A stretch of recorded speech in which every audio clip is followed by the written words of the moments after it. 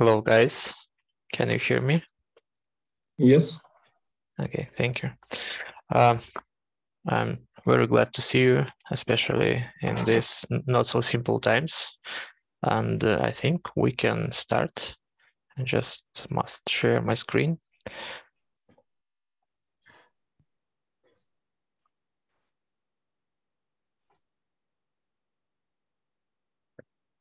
So let me start. Welcome to the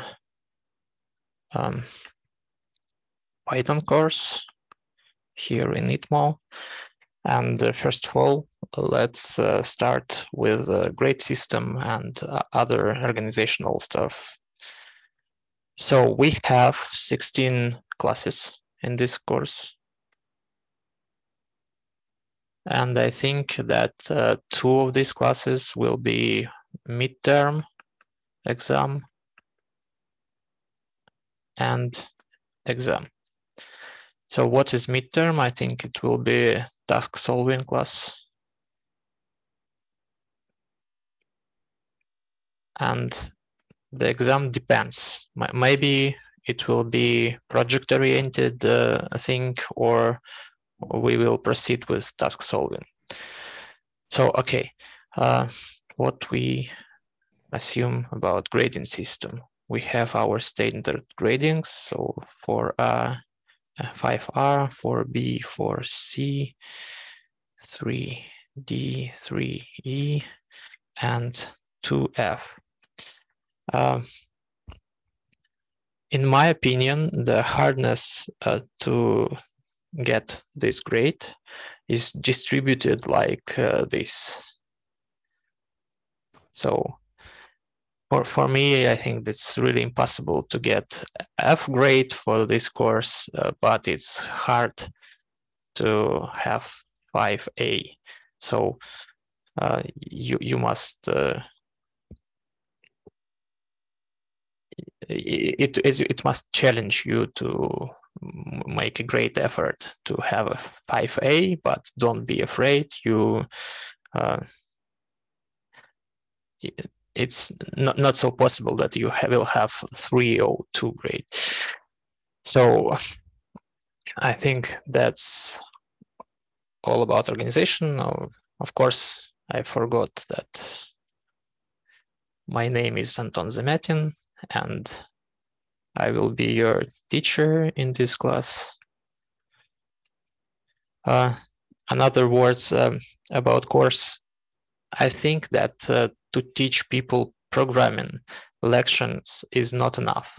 So this is a small part of your education, and the major part must be your practice.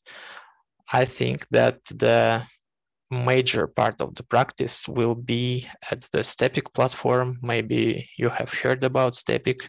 So I have different tasks there with the automatic grading system and automatics deadline. So I think today evening or tomorrow I will send you a links to the Stepic course where you will find your first homeworks.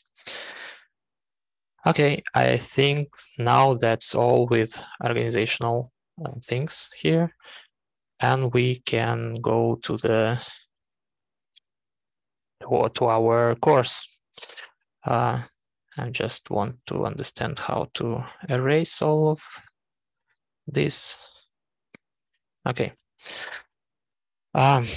We are talking about Python. What is Python? Python is the programming language, the high-level programming language. And now let's try to understand what this means. First of all, what we want from the computer as a scientist. In the general opinion, the computer is the machine that processes your data. That's all. You have your data and you use a computer to make some calculation using your data. And all the processes inside the computer is just get the input from some data and output data using conditions inside the computational process. So where in this scheme is the programming language? So programming language define these computational steps, define the computational process. We use programming languages to write how machine must interpret and process our data. So here as human we are, and we talk to the machine how to do this computational process. And why we're talking about Python as high-level programming languages? Let's assume that there is some spectra of programming languages. So assume that here is human languages, like in English, for example. And here is machine codes. So I think all of you know that all machines work with bits that can be represented as 1 and 0. So machine language looks like this. And if we assume that this spectra exists, all languages that are in this part of spectra we call high-level languages. Let's try to find where Python is. So, for example, here we have, of course, machine codes. After them, microprograms for microprocessors. And maybe here we have assembler languages for the processors. Maybe here we can find C. Here we can find C++. And as for me, here is our Python, because it's a really beautiful instrument that much more near the English language than to the machine language. And we using these special constructions that are human understandable. We can do exact same things like in C++ or C, because Python is universal language. So you can imagine some languages like PHP, for example, and we all know that PHP is only for web development and not for development of bioinformatic tools or something else. Python is, of course, universal language. Let's try to characterize Python. So what else we can say about it? So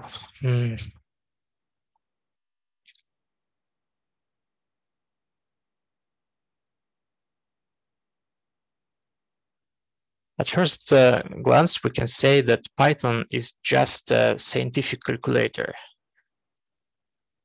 It's strange, but this is the fact. You can use Python just like a calculator. It can calculate your numbers, formulas, and so on. But is it all? Of course, no, because we already know that Python is universal language. Maybe some of you know this phrase like Turing complete. So we can do everything we want using the Python language. And especially in the Python paradigm, there is some phrase that if you want to do something, there is already a library or that's written in Python to do this. So we have a large community of programmers that contribute into the Python development. and a lot of different things, especially for scientists, are already implemented. So machine learning stuff, data processing stuff, and other things already is implemented in Python. And of course, when you learn how to code using Python, you can contribute too, because it's open source and the community want you to contribute in the future of this language. So what another thing we know about Python, maybe you have heard that this language is slow. Is it true? Partially yes, but why it is slow? It is slow because of data model and algorithms that we use when we work with Python. The thing is that we will know about it more in the future, but the thing is that all data inside Python, inside Python data model is an object, and it's a really huge piece of data.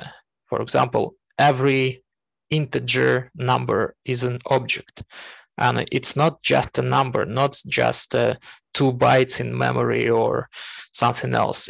It's a huge object with its own methods, its identifier, and other things. So the thing is that using Python and special libraries, we can achieve the speed of computation comparable with low-level languages. So, for example, my group in ITMO, we work with the genome assembly scaffolder, and we wrote this only using Python, and it worked great because we use recompiled libraries that were written in C++, and they are inputted in the Python languages already. So only thing that we must do is just use them like users, not programmers. We must not write them, we just use them. And in that case, it's not slow if you know how to use it. Okay, I talked about interpreted languages and compiled languages. So what is this? Of course, Python is interpreted. This means that we have a virtual machine. So just imagine we use C++ code like a text or many texts, and using a special program compiler, we create a codes for the machine. So machine codes. And this is our program. In Windows, it has exe format. So this is our program. And this is text of our program. So code and program. And we use this program into our computer, in our processor unit. So without any virtual machines, we use our processor. But what's going on with Python? As in C++, we have text of our program. So I will use cross for the Python. I don't know why. Maybe with P. So we have text of our program, and we have virtual machine that is called Python interpreter.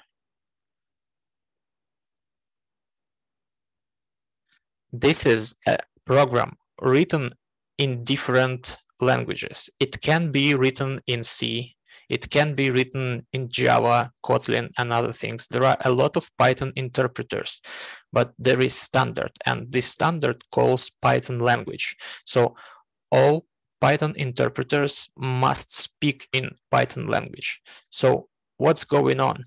This Python interpreter works on your computer. So this is your computer, and inside this you have a entity of a running program called Python interpreter, and it reads each line of your code, and using this it somehow processes your data. So in Python you interact not with the processor, not with your original memory inside your computer. You talk with this stuff, with Python interpreter. This is very important to understand. So we have special program, Python interpreter, that reads your code line by line, and using this instruction, it somehow processes your data. So your data and your code is the different things. But here, the program and the code are the same. So here we have just a code.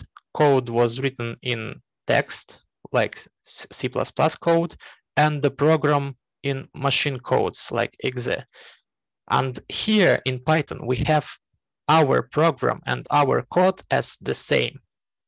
Okay, this is a thing about interpreted languages. Okay, let's go next.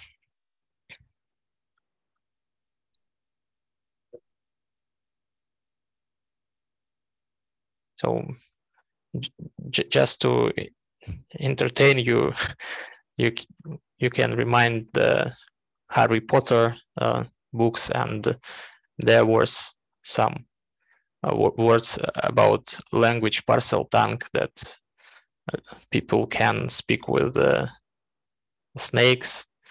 And here is the same thing, because Python is the special language of the Python interpreter, and there are people who can speak this language, and we call them Pythonists.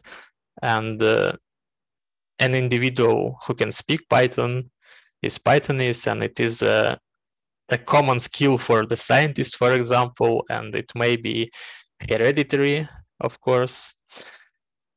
So, okay, let's go about coding features. First of all, I think we can have a question: how to get a Python? And of course, this is the first place where you can find it, the python.org. Python.org is the website of the Python community. Here we can find the download section, where you can find all versions of Python. So the current version is 3.10. And for example, here you can see the example of Python interpreter written in JavaScript. So I told you that Python interpreter is a virtual machine that can be written in different languages. So here we have Python interpreter written in JavaScript, but it's not a full Python interpreter, it's just a demonstrational thing. So we can write Python code right here in the python.org. So the first code that I can show you is, of course, Hello World program. And you can see the simplicity of this program, because we have a lot of, as programmers speak, syntax sugar. We have a function to print something, and inside the function we have a string hello world, And what is done? It's just output you a hello world phrase. So to understand the interactive regime of the Python, maybe we should go to the console. Actually, I don't know what operating system you use, because as I know from my colleagues and my classmates from the same master program as you, a lot of biologists use Windows. It's not a problem because Python is cross-platform language, because Python interpreter is written for Windows, for Linux, for Mac OS, so you can find it everywhere. Of course, I prefer to use Linux in my usual work day and work process. So I want you to treat with this problem by yourself, because it's very important that you can Google what you want and get what you want from the internet. For example, if you do not know how to install Python, just Google it and you will find a lot of useful answers, especially in the special sites like Stack Overflow and Linux.org and such things. So another thing about course, I really appreciate your command work and group work, because if you're not fluent in the programming, you must to interact with each other. You must say these special words, because you can't hear them in the usual life. So you can't hear on the street words like encapsulation or object-oriented programming and some other things. So please work in groups, change your opinions and help each other. It's not restricted and reciprocal. I really appreciate if you will work in groups. So, okay. How we can interact with Python? There are a lot of different options. So first of all, this is my console. So this is just usual Debian, and this is a I must do it much bigger. Can you see the words? Please say something. Yes, we can. Yes, sure. Okay, thank you. So here is my prompt. I just want to deactivate my conda, not to distract. So this is usual Linux prompt. And here we can just type Python. In different operating system of Unix, we already have Python built in. But in my version, there is some not usual thing. I already have Python version 3. The thing is that I have bash alias. If you do not know about bash alias, please write it down and ask your Linux teacher what is it. So I just want to show you. I have special file.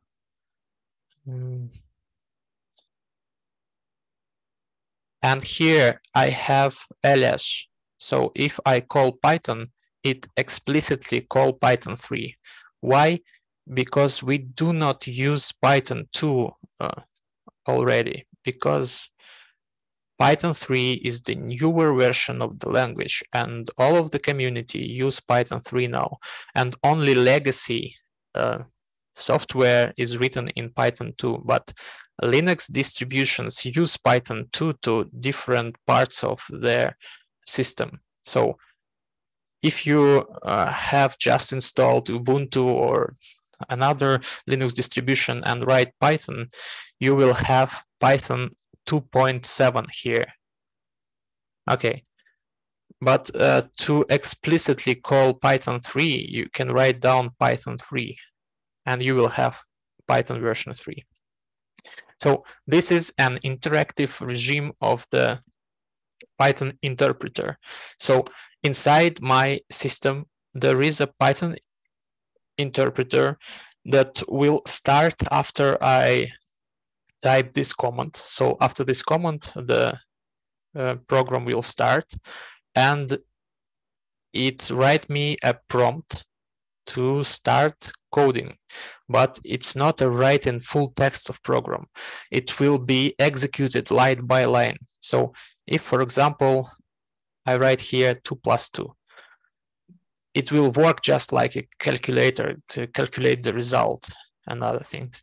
I can call some function, for example, print and some string here, and it will write it down.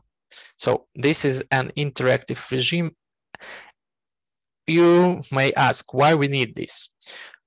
Okay, it's not useful for written scripts, not useful for written different tools and large programs, but we can use it to try something that we do not know how to work. So if you have a different question how it works, you just open the Python very quickly and write it down here. So for example, you want to understand how we can create integer from the string. There is a function int that change the type of the object to the integer number, and we have string 20.1. So inside string we have not an integer but quotient. And will it work or not? For example, I don't know. I just can examine it, and okay, it's not working. We have a value error because we can't create an integer using string with the floating point number. But we can do like this, for example.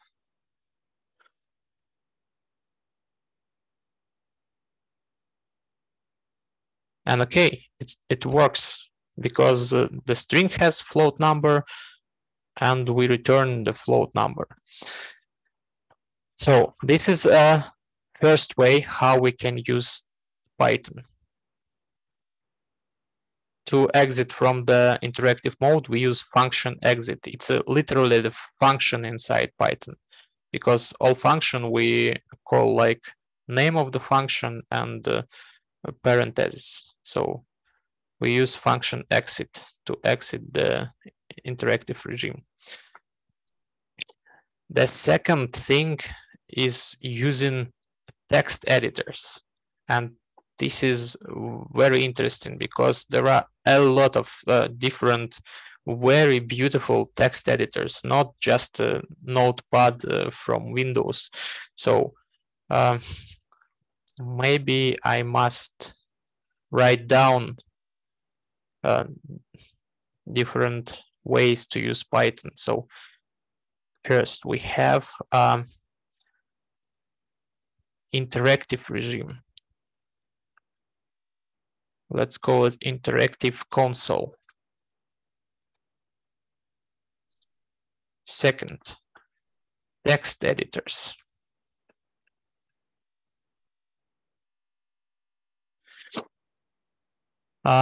People like me that work a lot in the servers and other machines without graphical interface prefer console applications. So for the console, we have two beautiful text editors.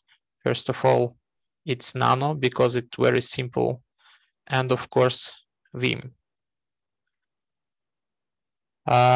Both of them are really useful and productive for working on servers.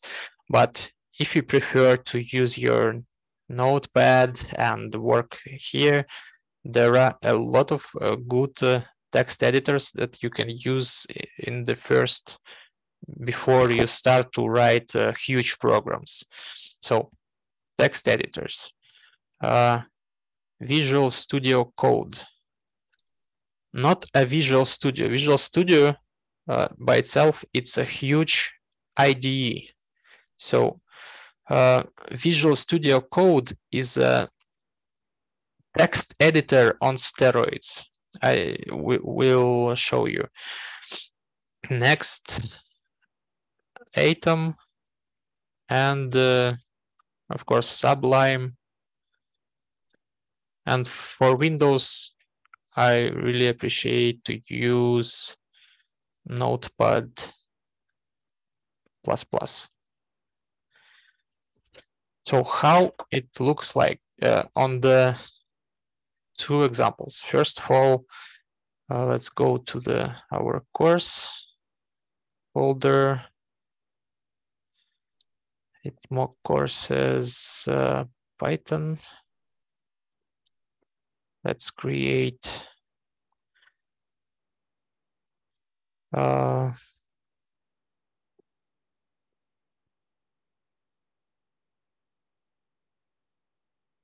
so I will use a terminal multiplexer to show you how to work in console for the server use. So Tmax and Control A. Okay, I have two consoles, two terminals.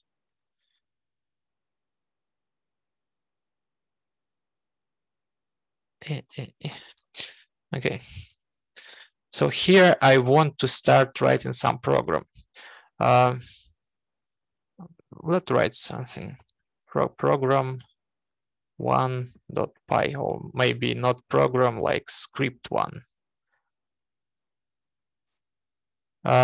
As you know, all Python scripts have extension .py, so it's a standard for the Python. So we have this extension. This is a Vim text editor, and here we can write something. Let's create a program that use input from us from the keyboard. For example, it will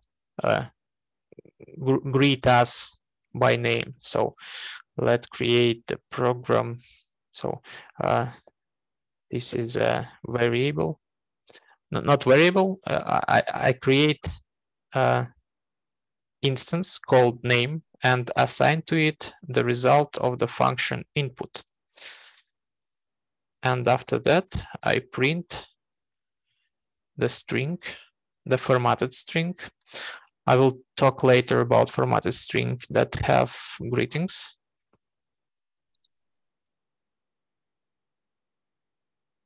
For the name.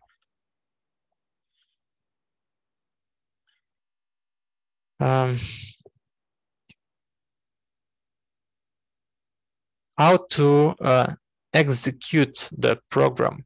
So you remember that we start the Python interpreter in interactive regime using the Python command. The same thing here. Just use Python command and the file name. So our file name was script1, script1.py. And here we are. The Python interpreter started, and it starts the program. It read the first line, and it wants from us the input from the keyboard. Oh, I just used the Russian language. Sorry. I think I want to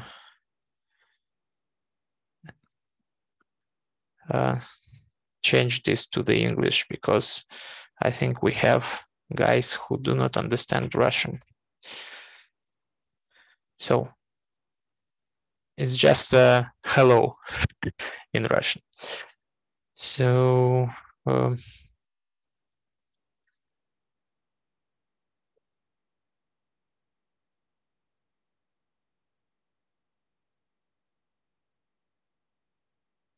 okay, we can save it and run once again. Python script 1.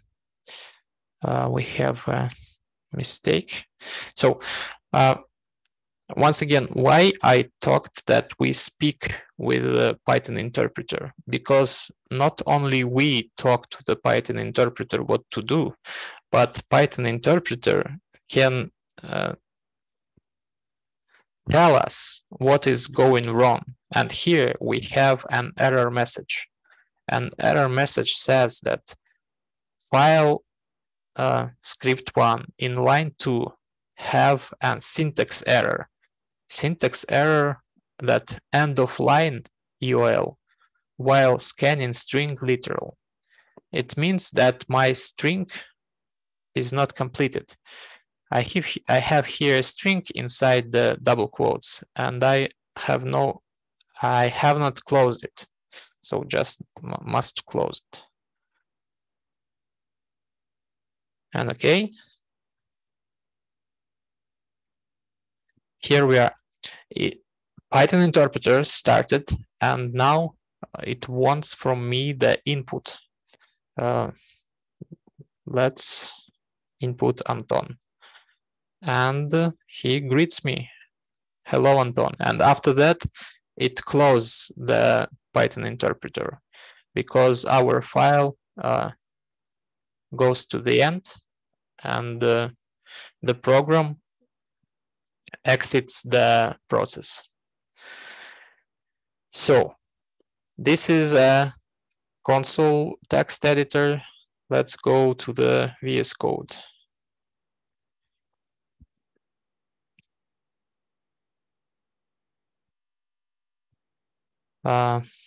This is just opened workspace for my huge project that we do with your classmate Alexander Serdyukov.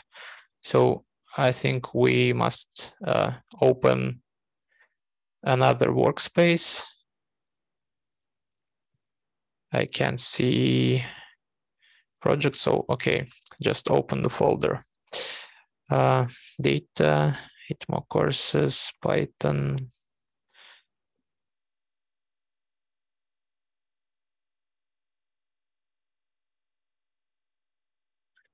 Okay, and here we are. This is just a text editor without anything else, but it has syntax highlighting. You can see here that we have blue for the names of the objects, yellow for the functions, red for the strings, and so on. So, and from here we can use Control X, I think, no? Control tilde, yes, to open terminal. And once again, we can run program here. Python script.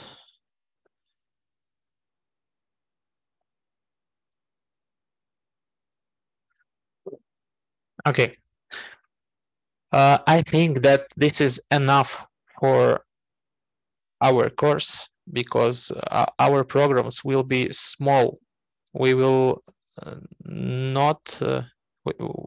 mustn't debug our program. We mustn't write a lot of different modules and try to interact them with each others. For these purposes, there are IDEs. The greatest IDE, for my opinion, is JetBrains PyCharm. So maybe a lot of you already use this for Python programming. So here you can download the PyCharm. If you are comfortable with PyCharm, of course, you can program there. But for me, it is too big, too huge to open it quickly. So if you prefer PyCharm, no questions. And of course, all of these things that I talked work on all platforms. So macOS, Linux, and Windows, you can use all of these instruments, especially console instruments. Of course, you must do something with PowerShell in Windows to have Vim there, but it is possible if you're interested in this. So let's go to some practical things. Let's proceed with the interactive regime for some time.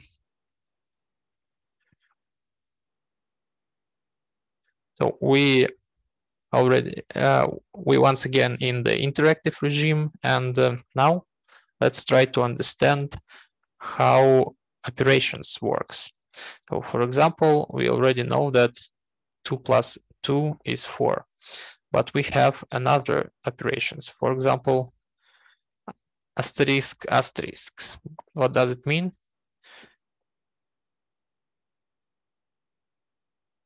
It's the power of the number. What will be if we will have a large power of the number? For example, 2 in the 100 grade. So, oh, it works. It works. In 1000, it works too. What's the thing here? The thing is that in Python, we have already implemented long arithmetic for the integers. So if we will write here 2.1, overflow, numerical result out of range. But for integer numbers, we can really create huge numbers really quickly. And this is really beautiful because to achieve this result in other languages, you must create additional structures. So you just must combine your number bytes together and count the residuals.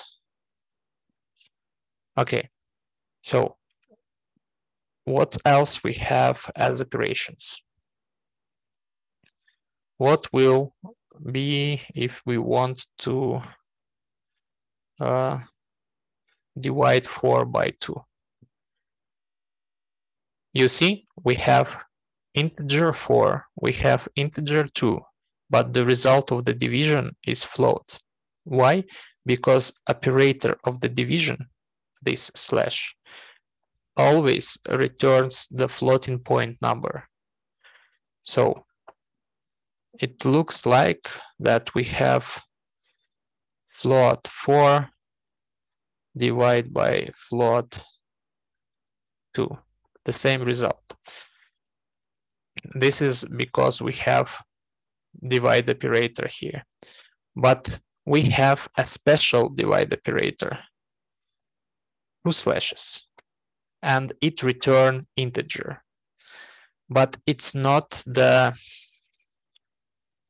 fair division, it's an integer division. What is the integer division? Assume we have 5 divided by 2. It returns 2, not 2.5, it returns 2. So it's really the integer division. It shows us how many 2's are inside 5 without residual. So, for example, 7 divided by 3 is 2. And we have another operation, a percent sign. That means that we will have modulo of the division. So 7 is 2 times 3 plus 1, and we have this one here. Okay, so we have usual division, we have integer division, and we have the modular division. what next about operations? We have the order of operations. So there are a lot of children stories about what will be if we do 2 plus 2 multiply by 2. So the answer here is 6, and this is only answer because the priority of the operations is such. We first do the multiplication, and after that we do the summation. And of course, we can change the order of operations using brackets. So here we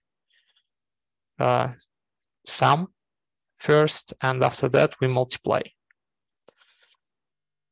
Okay, the order of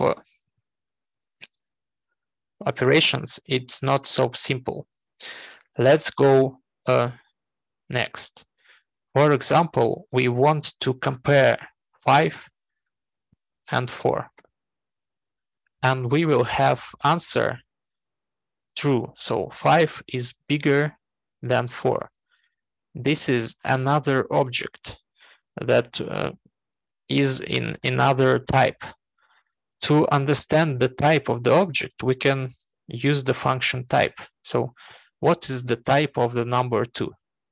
This is an integer. What is the type of the number 2.0? It is a floating point number. And what is the type of the 5 more than 4? This type is Boolean. So this is a Boolean object. And we have only 2 Boolean objects. So it is true and false. Okay. And what will be if we have 5 more than 4 plus 2? It will be false because the comparison operator has priority less than plus operator. I think that I will give you some links to the cheat sheets or some web pages where you will have the all operators and the all and order of all operators. So you must understand the priority of each operation inside the code, because it can be really long inside one expression. But when we're talking about the length of your strings, we talk about the beauty of code. And you think that it is not serious, but it is very serious. The next thing that I want to talk is the code style and your code, not architecture, but beauty of the code. So in Python, we have function import. This function just copy some file from the library inside your text. So if I import something, it will copy text from the file here. And there is the special file called this. This file contains the Zen of the Python. So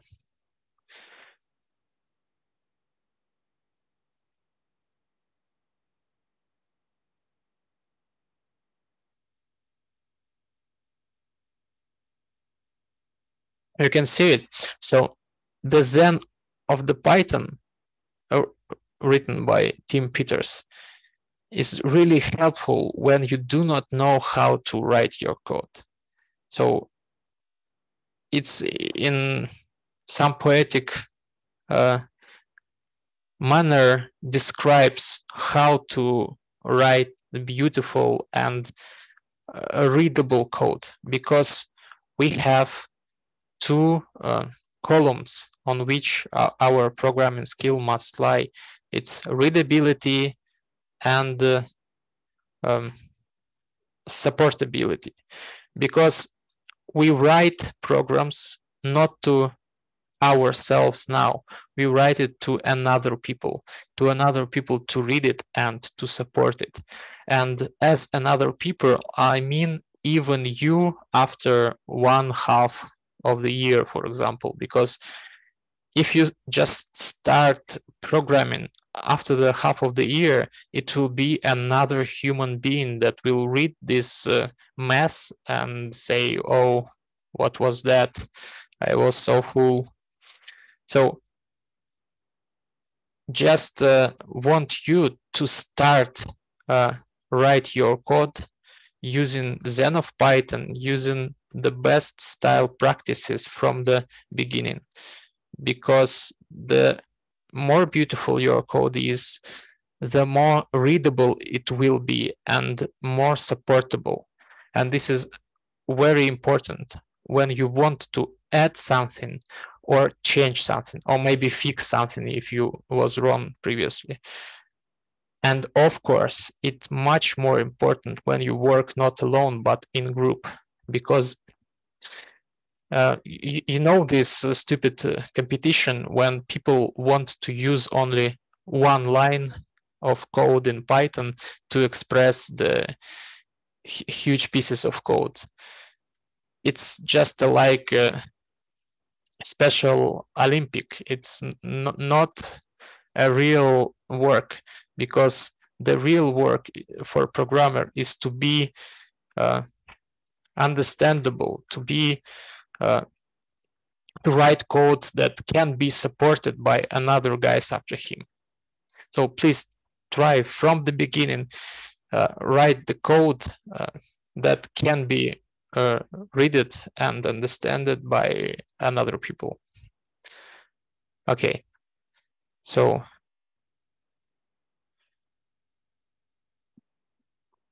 I have talked about long lines and operator order. So for example, we have such a string 5 more than 4 minus x in 2 in x.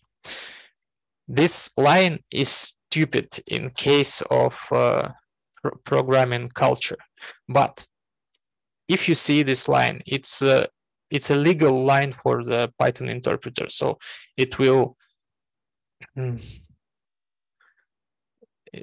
do it when we have x. So assume that half is, for example, 10, and now this line is fully legal. We can use it, but in case of programming culture, it's not legal. Okay, how to understand what is going on here? We must understand the order of operations.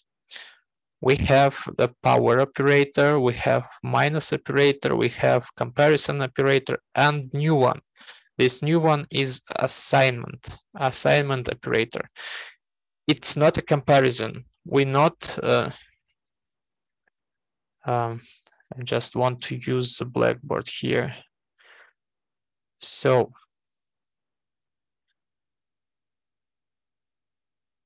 when we write like x is equal 20,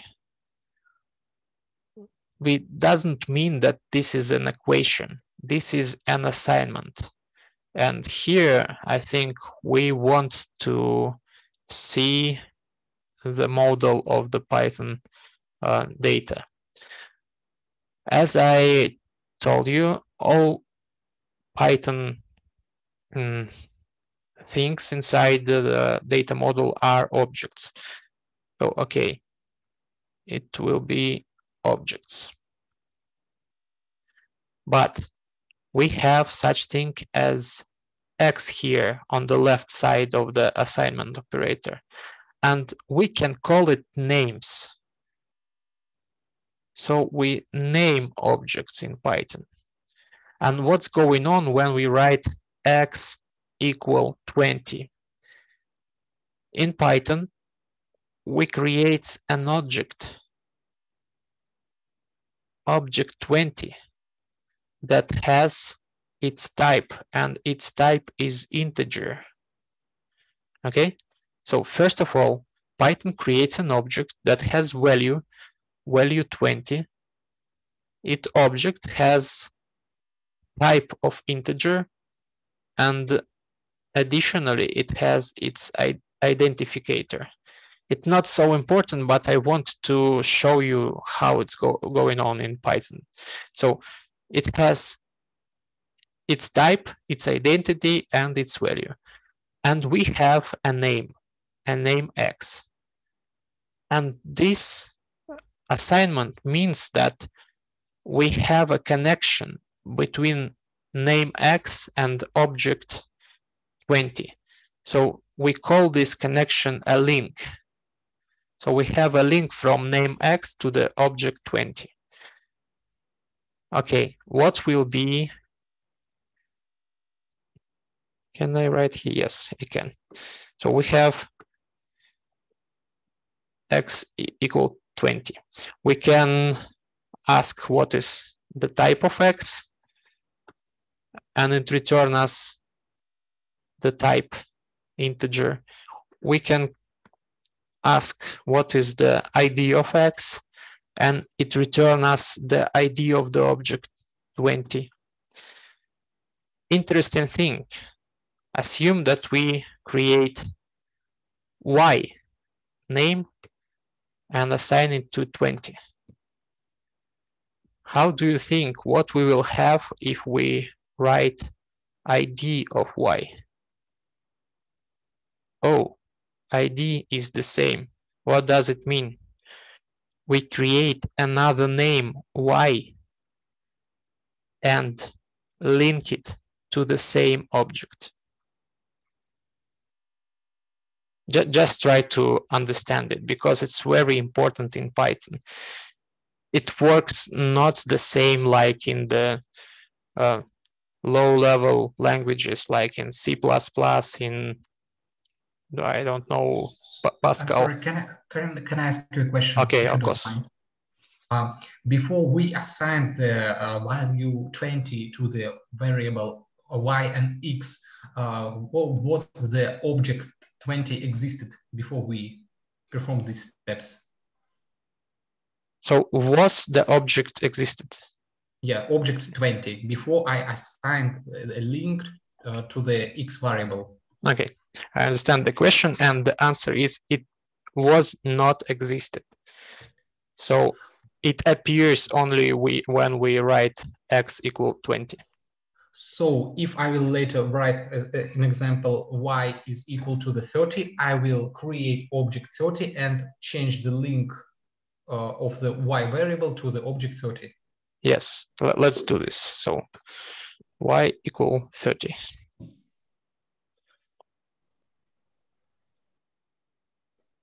So we create a new object 30. It is integer. It has another ID, and we erase this link and create a new link. Okay, thank you so much. Okay. May I ask a question? Yes, of course. As I understood, ID is just a path to the physical place on a disk where we store this object.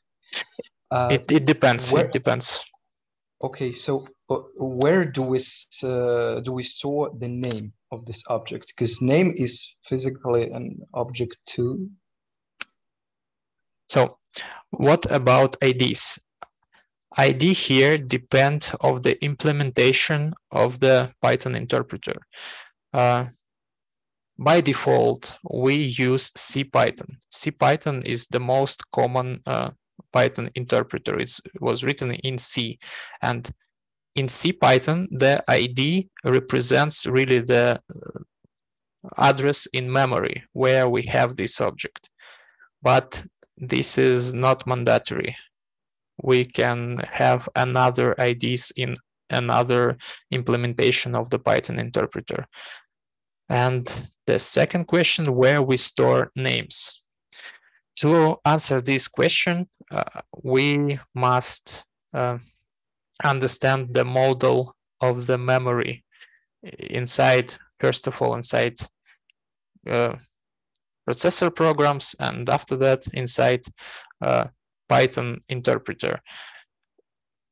So have you heard about stack and heap? If this can answer your question, I can. But if you have never heard about it, it's a very long story. And I prefer to say that we have some storage for names and some storage for objects, because it's more simple to understand. Okay, thank you. So the short story that we have a stack with function calls, and there we have our names and links to the heap where we store objects. So Can I I think. ask a question? Okay. If we are trying to get an idea of an unassigned object, for instance, if you type ID and then you put 20 in a brackets, okay, it will give you the ID of that object. Oh, and it will be the same, like without assigning it to a name to it. Okay, then. But it's true for the integers, because for the system is more comfortable to use the same objects for the same integers. But it can be other objects, for example, created by us. I think later we will know how to create our own objects. And for example, two instances of our own objects are not the same. For the comparison of objects, we have such things. So assume x equal 20, y equal 20, and we want to know, is x and y the same object? And we can explicitly ask this from Python, and it says true. And if after that we assign 30 to y, it will be false. So operator is used to understand two names have links to the same object or not. And about objects that have no links, that have no names, there are some constant objects that are created when Python starts. For example, none object. So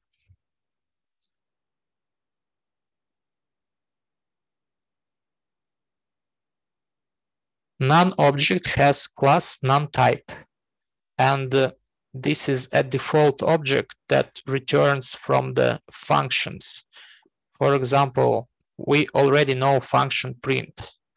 Function print prints us everything we enter inside. So print 21 prints out 21. But functions can return something. So let's try to know z equal print 21. What function print return to us? And if we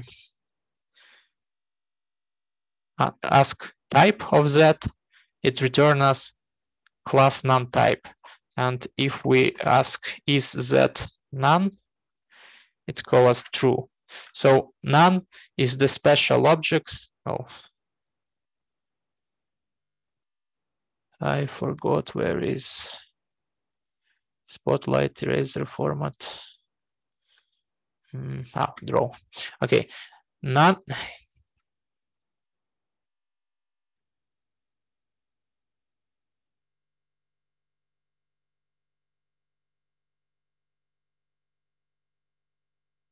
None is the special object. This is none type, and it has its ID. And its ID, I think, must be the same each time we start Python. So we can close Python. We can run it once again. and ask ID of none. It's the same. And two our Boolean objects are the same. So we always have the same true here and the same false here. It's very useful because we do not need a lot of trues and false. When we will work with huge arrays and another containers, and we will have 1,000 of trues and false, it will be 1,000 of links to the trues and false, not actual objects, because we will always have two objects of Boolean type. So this is bool.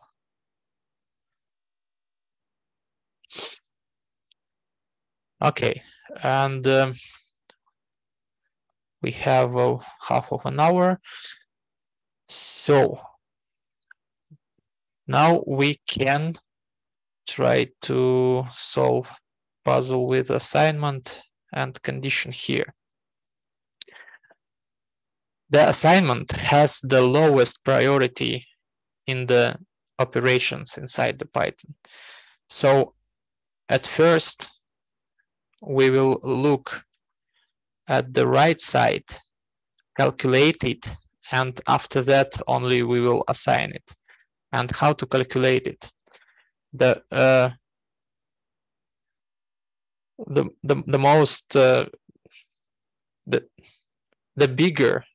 biggest priority has the power operation. So these power operations are the same priority, but we have two of them. If the operation have, two operations have the same priority, we usually go from left to right. But for the power operation, and this is the only one, we go from right to left. It was done in mathematical purposes. So here in this example, we will have priority like this. At first, we will have 2 in the power of x. After that, we will have x in the power of the result. After that, we will have 4 minus, because minus have the next priority. After that, we will compare with the 5, and only after that, we will assign the result of comparison to the x. So x will be some kind of false or true variable. Actually, it's not a good idea to call variables inside the Python variables, because from another languages, we know that variable is the place in memory that has a name. So this is just some number of bytes with zeros and ones. It has names and we call it variables. No, this is not about Python. In Python, we call named object a variable. So we have a name x that is linked to some object, okay? And after you understand this, you can freely call it variable. Just remind that this is not a true variable from the low level languages. Okay. Maybe if we can, we can describe conditioning and branching. So I think that's all for the interactive.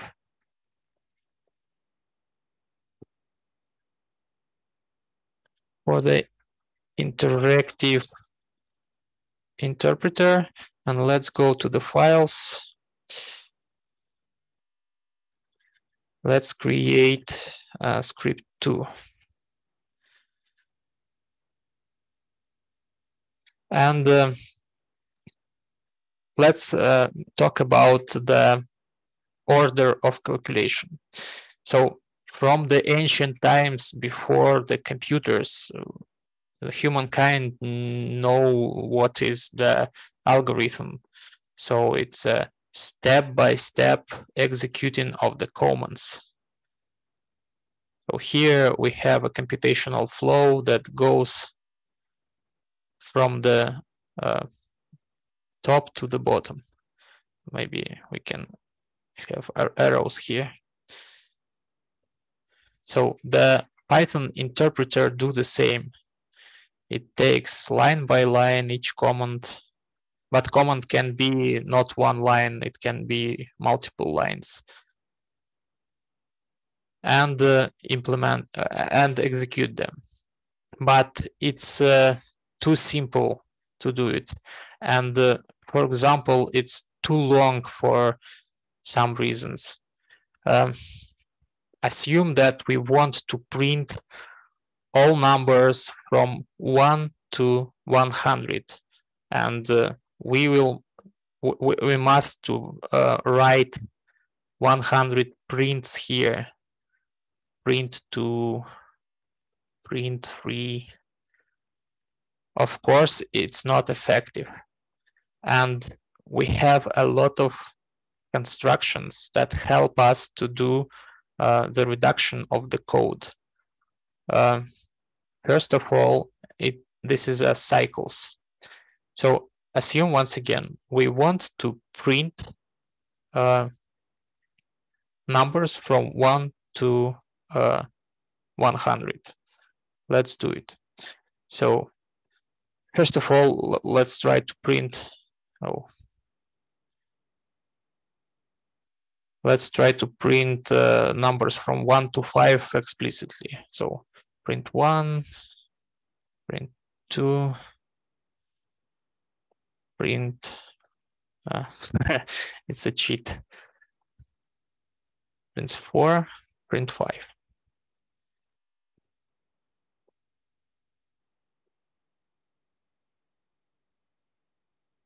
Okay, Python script 2.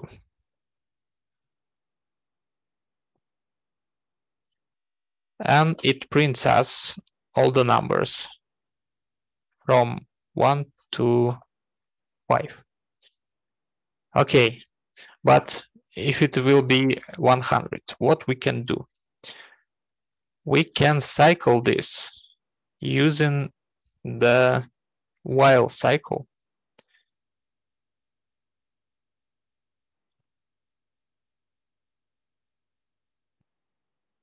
Please see carefully what's going on. Just delete all of this. While true, print some x. So we must have an x. We will start with 1, print x, and after that, x plus 1. What was going on here? X plus equal 1. This is a reduction of the full operation x equal x plus 1. And it is called increment. We can reduce this x assigned to the x plus 1. We can reduce this x, and this plus goes here, and it will be x plus equal 1. Maybe in case of training, just try to understand what's going on the object level. So we have name x, and we have object 1, integer. And at first x equal 1. This is a first string. After that, we use command x equal x plus 1. First of all, we will create a new object, x plus 1. So we will have a new object of integer type. And here we will have 1 from x. So x linked to the 1, and we will have 1 and plus 1. So it will be 2. And after that, we assign it to a 2. So we delete this link and assign this link. So this operation means first calculate this, and after that, link x to this. I think very simple. And this is just a short variant of the same string. So it really remind the C++ things. So why it's called C+? Because they have, for example, x++ operators. It means the same, x equal x plus 1. And here we have the shortened notation x plus equal 1. But in the Python, we have a lot of these shortened operations. We can use x multiply equal 10, for example. So this is the same as x assign x multiply 10. And all of the operation that we have can used here. So this is integer division by 2. This is the same as x equal x integer divided by 2. Okay, so just syntax sugar, and a lot of things in Python have this syntax sugar, and this is for us to write less and to quickly understand what's going on. So excuse me, okay, can I ask a question? Okay. I wanted to know what happens with the object 1 when there are no links connected with it. Will it be deleted or not? Beautiful question. Okay, let's do it again. We have names, we have object. So at first it was integer and x. After that we create new 1 plus 1 equal 2 integer, the result of the calculations, and we delete this link. The rule is when there is not a special, not none, not false, true, and another not special objects. If there is an object without a links, because each object has a counter of links. It's a inner implementation, you do not need this, but just understand if there is object without the links, so no one name linked to this object, there is a special monster, the garbage collector, like a Langolier from the Stephen King's books. It goes and eats all of these objects. We get rid of the garbages. So Python thinks that if we have no link to this, we can delete it from memory. Okay? Mm-hmm. So Okay, all objects without links that are not special, they will be deleted by the garbage collector. How they will be deleted, this is not our case. This is inner implementation of the Python interpreter. This is for programmers of these interpreters. We use interpreter just knowing that we have no memory leaks. All useful garbage will be deleted for us. Okay? Okay, thank you. Return to our script with the cycle. So this cycle will be infinite. because there is no escape from here. Look, we have assigned x to the 1, and while true, so infinitely, we will print x and we will increase x by 1. Let's actually try to run this program. Maybe I can stop it. So Python script 2py. Yes, it's an infinite loop of printing integers. And it will be running, I think, in Python while my processor is running. So by default in Linux, we have Ctrl+C to stop any process. And okay, it is worked here. It's not the wanted behavior for our program. We just wanted to print all numbers from 1 to 100.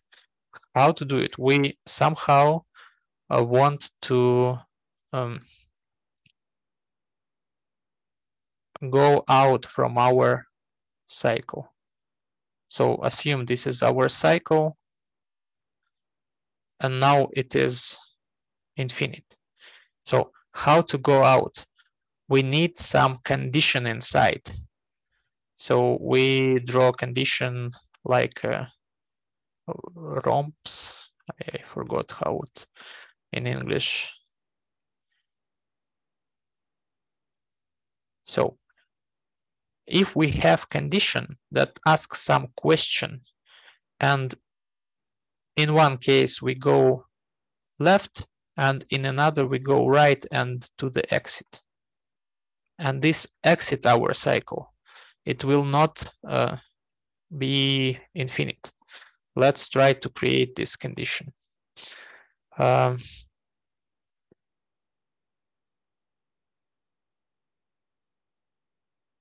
In Python, we use special words for cycles and for conditions. For cycle, we use while, and for condition, we use if. So if x is equal 100, please break. What does it mean? It means when our interpreter will read this string, it will check, it will compare the object that is linked to the x with object 100. This is the comparison operator equal. So it means that the number is equal to the another number. There are some tricky things with this I will show later, but this is a equal operator. Not is. Is mean that two objects are the same, but equal means that the value of these objects are the same. These have some difference because it can be different objects, but this is the same value. Okay, and what means break? It means that if x will be equal to 100, we will go out from the cycle to avoid the infinity loop. Let's try to check this. Okay, so why we have no 100 here and stopped on the 99? Because we print x before we check that it equal to 100. We can fix it just checking is it equal to 101 or not, for example. And okay, we have all numbers from 1 to the 100. Interesting thing that print function has a lot of additional arguments, and we can say that please not create each time a new line in the console. Please end with, for example, space. And I prefer to use print without any without any parameters in the end to create a new line. So this will print each number separated by the space. It will look like this. So we have 1, 2, 3, and so on. Okay, what about equal operator? Let's go to the interactive regime. First of all, comparing of the numbers. 5 equal 5, okay. X equal 5, X equal 5, okay. It works. So X and 5 have the same value. 3 plus 2 equal 5. True, of course. But what's going on here?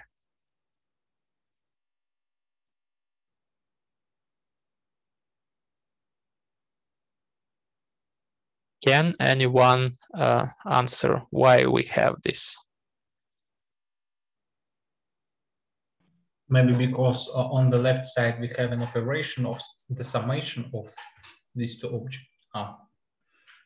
Okay, but here we have the summation too. Yep, I see, sorry.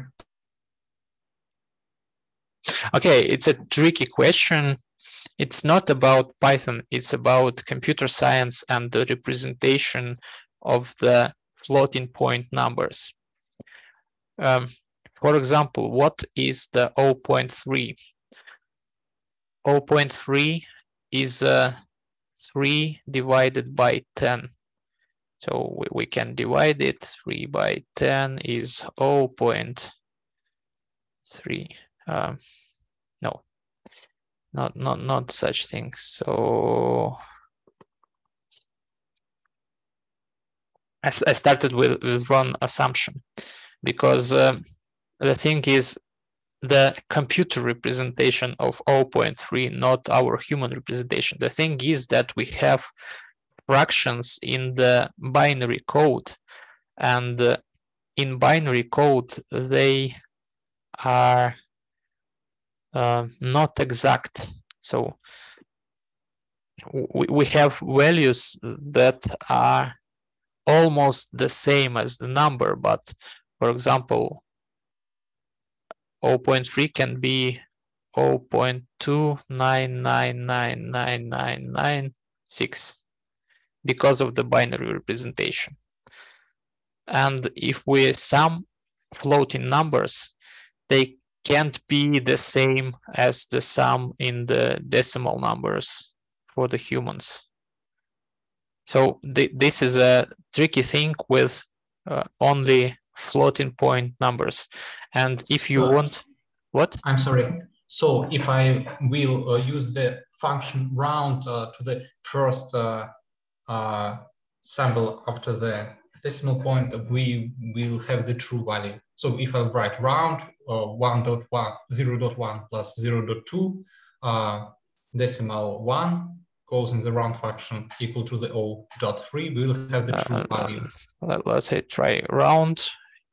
Do we have some function, such function? Yes, we have round 0.1 plus 0.2. And what parameters? We should specify the number of characters after the decimal point, after the float point. 6. Oh.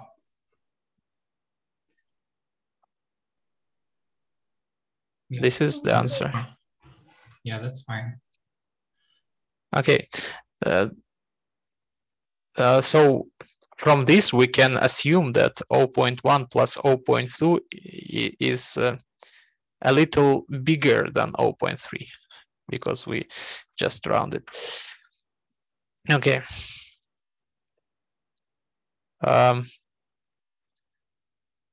I think that there is a good variant to treat with these numbers. One, of course, method is round them, but you can use, for example, absolute function. So we use abs is just absolute value of a minus b. So this is the absolute value. So we can use 0.3 minus 0.1 plus 0.2, and we want that it be less than error. For example, this.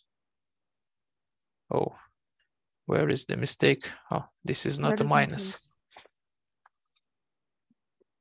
Not correct. Why? You said there should be a plus. Plus, of course, plus. Yes, it's true with the precision of 1 millionth, I think. So if you have such a task to treat with floating numbers, please don't forget that they are not exact the same because of the binary representation inside the Python. Okay, so let's go to our cycle. Break is not preferable in programming. You can assume that you wash your dishes, and instead of putting your plates inside the wardrobe, you just break it and stop washing the dishes. The preferred way is to process all your condition explicitly, because you remind the Python then the explicit is better than implicit. And here we can use condition inside while cycle. So just CV.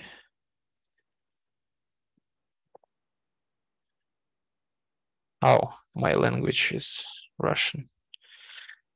If x while x not equal to 101, please print x and x plus 1, and we do not need this condition. Oh.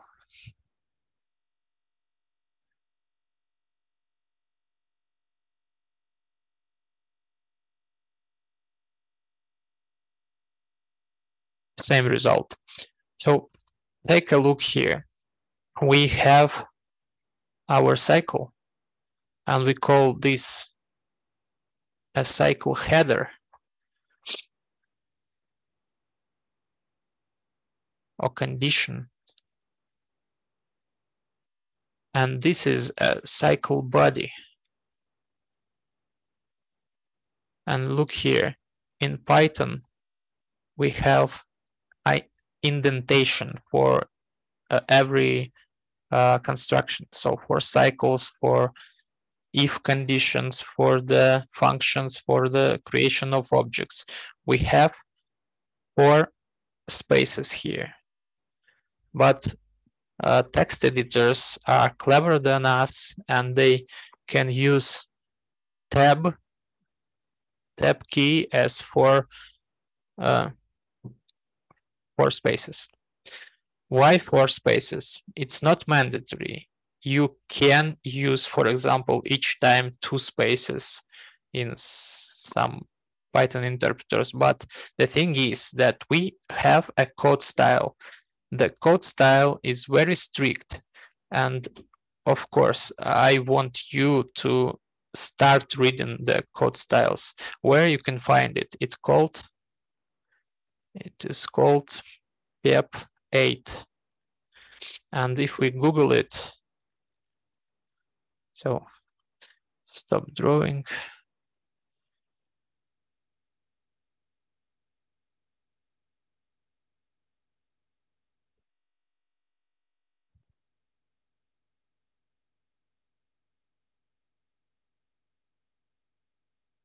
there is a pip8, the style guide site, and here you are.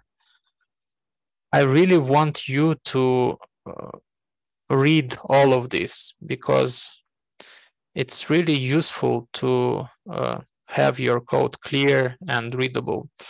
But of course, modern text editors have such things as linters, and they can highlight syntax for you, and it helps you to write code without syntax errors.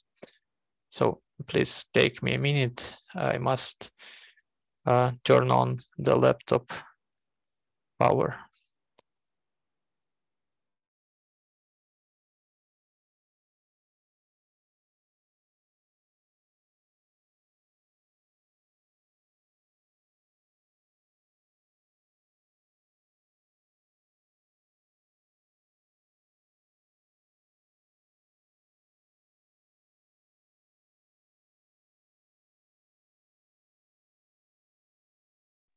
Okay, I'm here. So I think it's all for today, but maybe I want you to read about computational process operators and different constructions such as cycles and conditional branching by yourself, because it's very important you to understand how to operate with them. So maybe the reading by yourself will be helpful. I will take you links to the different resources, but if you're interested, the best resource for the all programmers in Python is the documentation of the Python org, because they have a documentation about all aspects of the Python program language. So you have tutorials, you have a description of the functions and other things here. And of course, it has indexed search and other things from web. So please, if you have questions, you have. Just one, can you please add this link about the style guide for Python to, I don't know, some resources or materials maybe? Okay. Thanks. So the Google, while it is possible to use Google in our country, is your best friend, I think. So I have also the question one. Thank you for the Lection. I would like to ask you whether it is better to use the comparison operator is or double equal, when we should distinguish when and choose the exact one. Okay, the thing is that operator is used really rare. It is used only when you debug in your program or try to understand that this object is the same.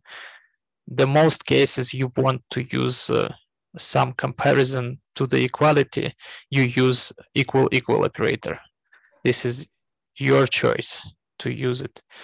But there are some cases, for example, in pandas, when you use is to, for example, try to find NAs, like not available objects, just a nuances. So for the common purposes, we use equal operator to compare values between each other.